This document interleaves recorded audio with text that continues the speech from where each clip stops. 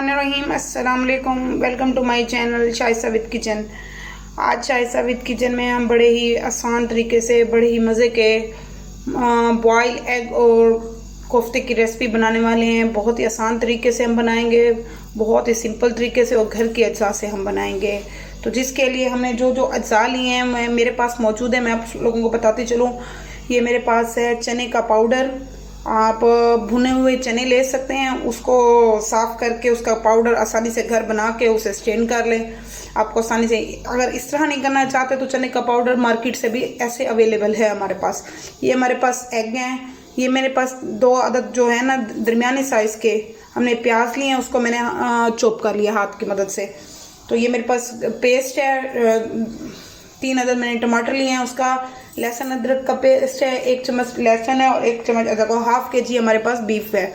Beef का मैंने कीमा खुद बनवाया है। बनवाने के बाद हम इसे घर में जिस तरीके से बनाएंगे ना, मैं वो भी आप लोगों से शेयर करने वाली हूँ। तो आप लोग ज़रूर देखें, वीडियो को स्किप किए बगैर देखा करें ताकि आप लोगों को मुकम्मल गाइड और समझ आ सके। तो सबसे पहले हमने लेना है सबसे पहले हमने लेना है ये जो बीफ है ना, ये देखें मैंने इसे 2-3 बार मशीन से भी निकलवाया है। निकलवाने के बाद देखें इसमें इस किस्म की लेयर्स हो गई हैं। तो हमने इससे भी इसको बारीक करना है। तो बारीक करने के लिए हमने सबसे पहले क्या लेना है, ये मेरे पास इमाम दस्ता मौजूद है। तो हमने इसमें इसको डाल के थोड़ा थोड़ा और इसको बनाना है इसमें। तो दोस्तों ये देखिए हमने सबसे पहले इमाम दस्ता लिया है। अपना इमाम दस्ता लेके मैंने इसे वॉश किया है। वॉश करने के बाद ये देखिए हमने थोड़े थोड़े पीसेस में ऐसे डाल के ना हमने इसको ऐसे इसको अच्छे से पीसना है। आपके पास अगर मिक्सी या जार है, ग्राइंडर है, तो उसमें भी आप कर सकते हैं। ये मैं उन लोगों के लिए कर रही हूँ जिनके पास इलेक्ट्रॉनिक चीज़ें मौजूद नहीं हैं। तो आप देखें आपके पास घर में लकड़ी का भी इमाम दस्ता है तो आप उस पर भी बना सकते हैं। तो ये देखें हमने इसको अच्छे से ऐसे मिक्स करना है और पीसना है इसी इमाम दस्ते में, ताकि ये अच्छे से जब हम इसको बंद करें ना इस तरीके से, तो ये अच्छे से बंद हो और इसमें लेयर्स ना हो।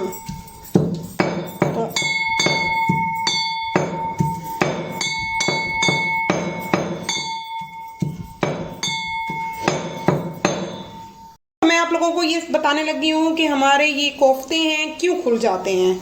तो हमारे कोफ्ते इस वजह से खुलते हैं, जब हम प्याज ऐड करते हैं ना तो उसमें पानी होता है। हमने उसका पानी रिमूव करके ऐड करना है, ताकि ये देखें अब हमारे पास 1 टेबल स्पून मेरे पास लहसुन का पेस्ट है और 1 टेबल स्पून मैंने गार्लिक ली है। और ये जो हमने प्याज लेनी है ना, मैंने इसको हाथ की मदद से ना इसका पानी रिमूव करके ना इसमें ऐड करनी है। ये देखें, ताकि हमारे कोफ्ते अच्छे से बाइंड हों। आप लोग इसमें बाइंडिंग के लिए जो जो चीज़ें डलती हैं वो भी मैं आप लोगों को साथ साथ बताऊंगी। ये देखें, आपने देख लेना है कि आपने कितनी यूज़ करनी है। मेरे हिसाब से ये 2 टेबल स्पून होगा। तो ये देखें हमने ये ऐड किया है। ऐड करने के बाद हमने इसको हाथ की मदद से, आप चाहें तो स्पैचुला भी ले सकते हैं। जो काम हाथ की मदद से आसान होता है ना, वो स्पैचुला की मदद से कभी भी नहीं होता। तो ये देखें हमने ये देखें प्याज ऐड किया है और अब हमने अपने ड्राई इंग्रेडिएंट्स ऐड करने हैं।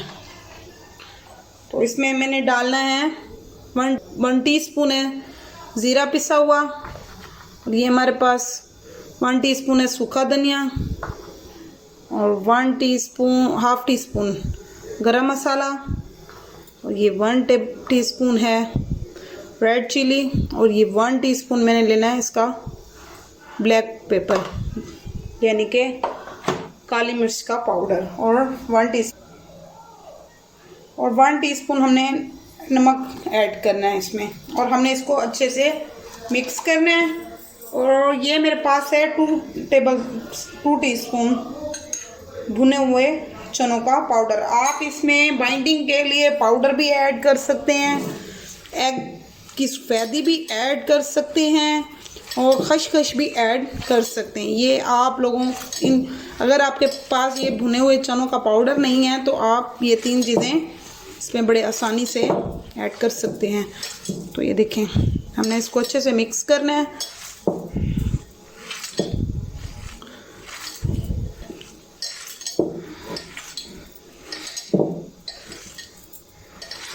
तो ये देखें, ये अच्छे से मिक्स हो गया। अब मिक्स होने के बाद हमने इसके अब अपने कोफ्ते बनाने हैं।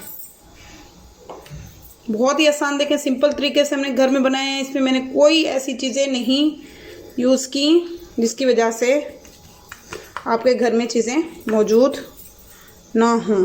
तो ये देखें आपके सामने मैंने, आप इसका साइज़ जितना आप रखना चाहें, बड़ा छोटा दरमियाना, तो आप लोग रख सकते हैं।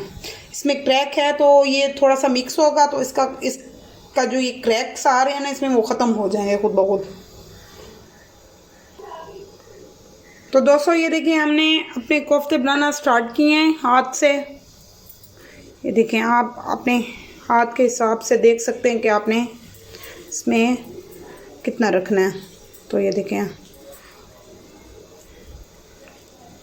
आपने पहले इसको ऐसे बंद करना है अच्छे से, ये देखें, और उसके बाद आपने इसको बाइंड करना। तो ये देखें,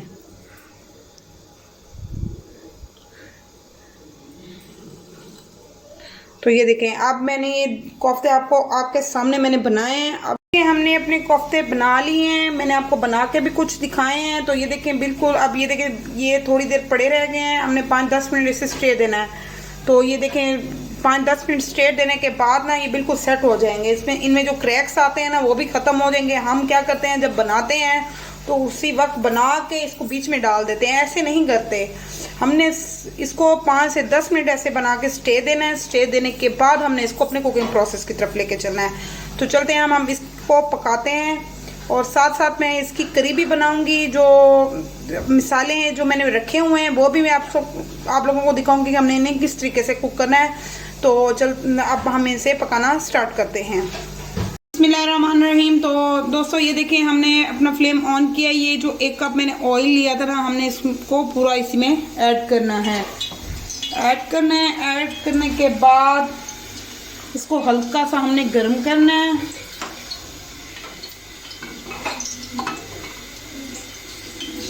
तो ये देखें, हल्का सा हमने गर्म किया है। गर्म करने के बाद ये देखिए इसमें बबल्स भी आ रहे हैं। तो हमने सबसे पहले ये जो हमने अपने कोफ्ते लिए थे ना, हमने इनको फ्राई करना है। हमने इसको ऐसे कुक नहीं करना, हमने हल्का सा इनको फ्राई करना है। फ्राई करने के बाद अच्छा सा कलर देना है। कलर देने के बाद हमने फिर इसे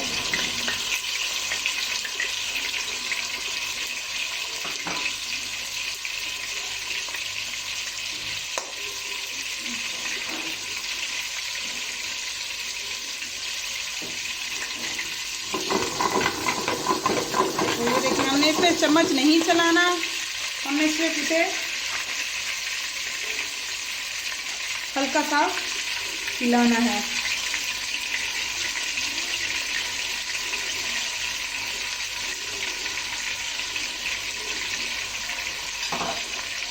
तो ये देखें दोस्तों, हमने इसमें चम्मच बिल्कुल नहीं चलाना। ये देखें दोस्तों, ये देखें अब हमारे कोफ्ते तकरीबन फ्राई हो चुके हैं। ये देखें मैंने इनको, अब हमने इसमें चम्मच चलाना है ताकि ये अच्छे से इस पर कलर आ जाए।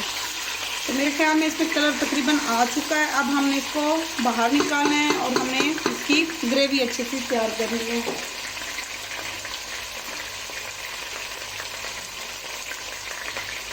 देख सकते हैं इसमें कोई हमारे कोफ्ते नहीं टूटे। देखें ज़बरदस्त सी इनकी लुक आ गई है।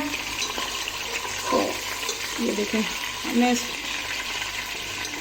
बड़े आसान तरीके से, ये देखें मैंने इसे 10 मिनट तकरीबन फ्राई मीडियम फ्लेम पे किया है ताकि ये इसमें स्मेल भी ख़त्म हो जाए। तो ये देखें, आप देख सकते हैं कितनी ज़बरदस्त सी इसकी लुक है और खाने में भी इतने मज़े के होते हैं। तो अब हमने इसको करना है साइड पे।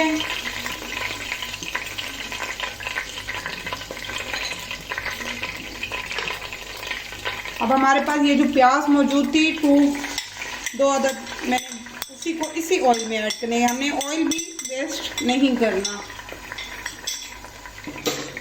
तो हमने इसी में इसकी ग्रेवी अच्छे से रेडी करनी है। अब हमने प्याज को मीडियम आंच पे पकाना है।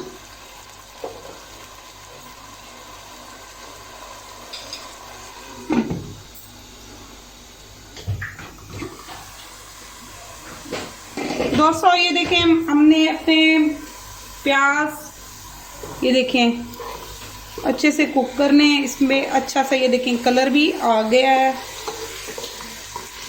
तो देखें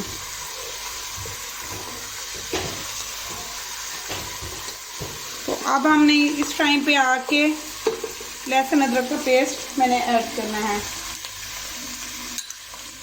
देखिए 1 टेबल स्पून भर के लहसुन है और 1 टेबल स्पून भर के मैंने अदरक डाली है। कोशिश किया करें अपने हाथ से घर में पीसा करें ये चीज़ें, मिक्सी का इस्तेमाल कम किया करें ताकि खानों में टेस्ट अच्छा आए। लहसुन अदरक को डाल लिया है और देखिए लहसुन अदरक अच्छे से कुक हो जाए। लहसुन अदरक का कच्चापन भी ख़त्म हो जाए।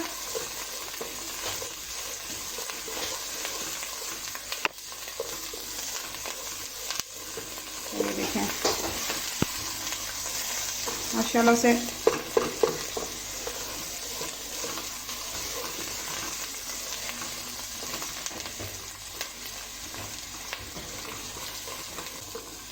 लहसुन अदरक का पेस्ट हमने डालने के बाद देखें अच्छा सा इसको मैंने कलरफुल कुक कर लिया। और ये मेरे पास जो 3 अदद हमने टमाटर लिए थे उसकी प्यूरी बनाई थी, उसको ऐड कर दिया ताकि इसकी ग्रेवी अच्छे से रेडी हो।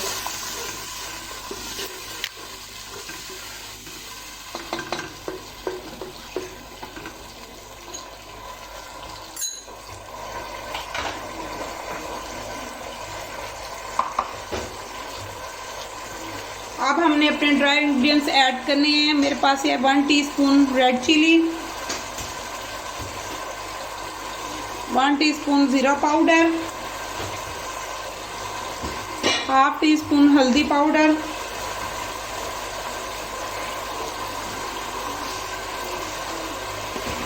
2 टीस्पून है मेरे पास कोरिएंडर यानी कि धनिया पाउडर, और ये half teaspoon black chilli, और ये हाफ टी स्पून है हमारे पास गरम मसाला पाउडर।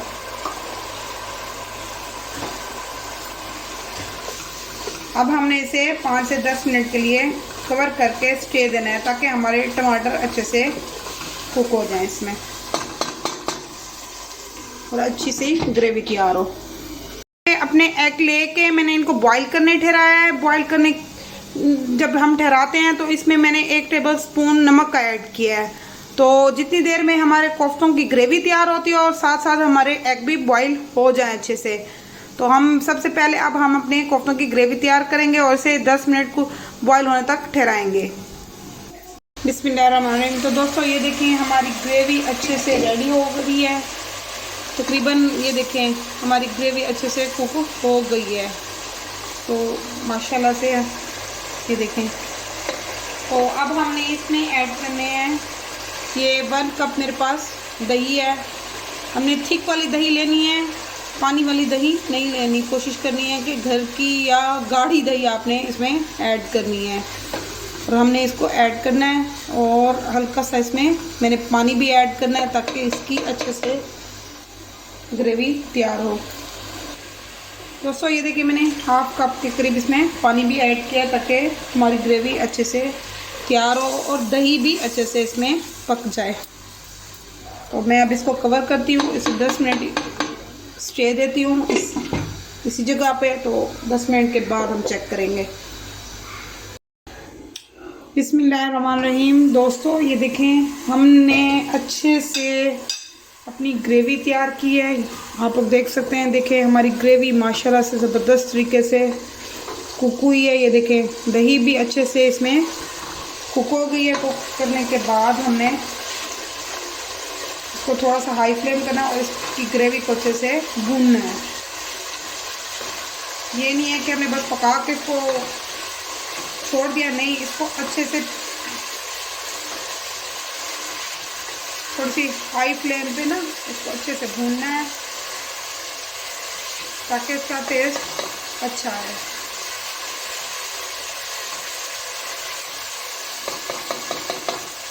तो मैंने इस पे नमक ऐड नहीं किया था, हमने इस टाइम पे आके इसमें हाफ टी स्पून मैंने नमक ऐड किया क्योंकि हमने कोफ्तों में भी ऐड किया हुआ है। तो ये देखें,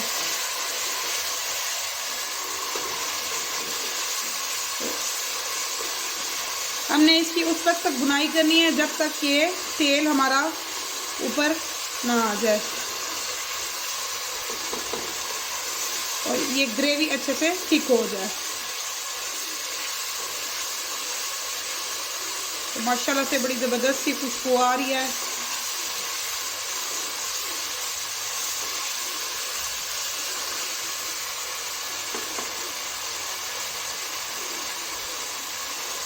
तो दोस्तों ये देखिए हमारा तेल, ये देखिए काफ़ी हद तक ऊपर आ गया है। अब ऊपर आने के बाद अब हमने इसमें इस टाइम पे आके मैंने ये कोफ्ते जो हमने फ्राई किए थे ना, तो आप लोग देख सकते हैं वो ऐड मैंने करने हैं वन बाय वन। तो ये देखें, और इस ग्रेवी को और कोफ्तों को हमने अच्छे से भूनना है।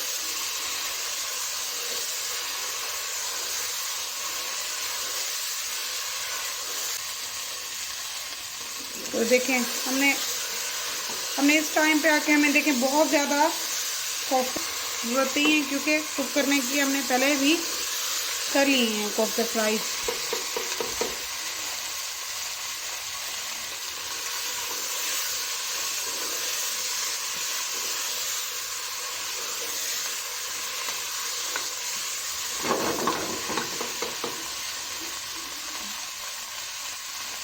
कोफ्तों को ग्रेवी ने अच्छे से लपेट लिया है, ये देखें, ताकि ये अपने अंदर कोफ्ते कुछ ग्रेवी को अपने अंदर जज्ब कर लें।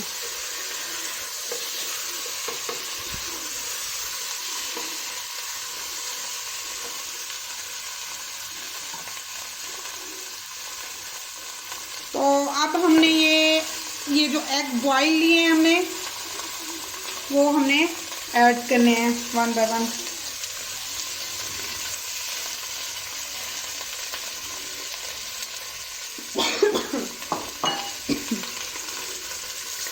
तो देखें माशाल्लाह से बड़ी ही ज़बरदस्त सी खुशबू, बड़ा ही ज़बरदस्त इसका लुक आ रहा है, वो देख सकते हैं।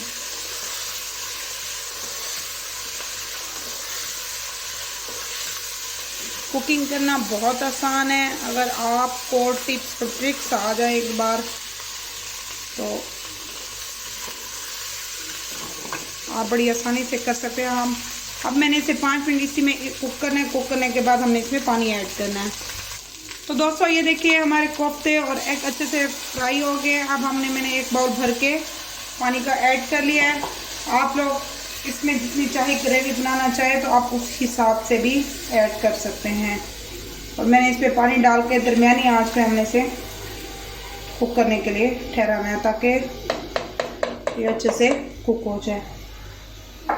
हम इसका फ्लेम ऑन रखेंगे और मैं इसको कवर दूंगी ताकि हमारे कोफ्ते अच्छे से कुक हो जाए। कुक होने के बाद हम आपसे मिलते हैं।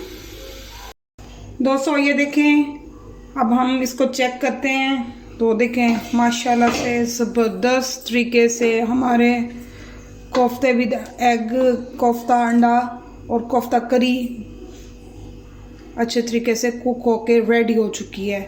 तो अब हम इसको अपने सर्विंग बाउल में निकालते हैं। आप लोग देख सकते हैं कितना ज़बरदस्त इसका टेक्सचर है। ये देखें, इसकी ग्रेवी भी आप बड़ी आसान तरीके से, बड़े ज़बरदस्त तरीके से आप इसको रेडी घर में कर सकते हैं। बाज़ार से भी बेहतर है ये। तो ये देखें, अब हम इसको अपने सर्विंग बाउल में ऐड करते हैं। तो ये देखें, मैं आप लोगों को दिखाऊं कितनी ज़बरदस्त इसकी लुक आई है। जितनी ज़बरदस्त इसकी लुक है, खाने में भी उतने माशाल्लाह से ये टेस्टी और ज़बरदस्त हैं। तो आप लोग ज़रूर मेरी रेसिपी को ट्राई करें।